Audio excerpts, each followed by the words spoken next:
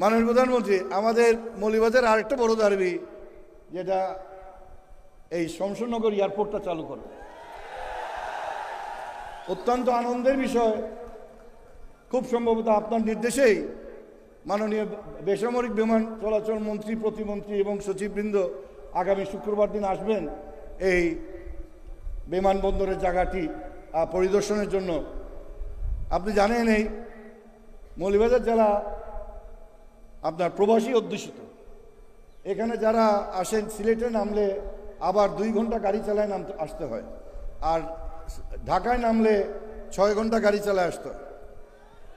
কিন্তু আমাদের এখানে যদি বিমানবন্দরটা থাকে, আমাদের এখানে হাজার হাজার প্রবাসীরা উপকৃত হবে। সেই সাথে মাননীয় প্রধানমন্ত্রী, মৌলভীবাজার জেলা একটা পর্যটন জেলা, পর্যটনদের এখানে কোনো অভাব নাই, কিন্তু পর্যটকদের আসার জন্য রাস্তা ছাড়া আর কোনো উপায় নাই। তো আমি আপনি নিশ্চয়ই অলরেডি আপনার নির্দেশেই মন্ত্রী আসছেন।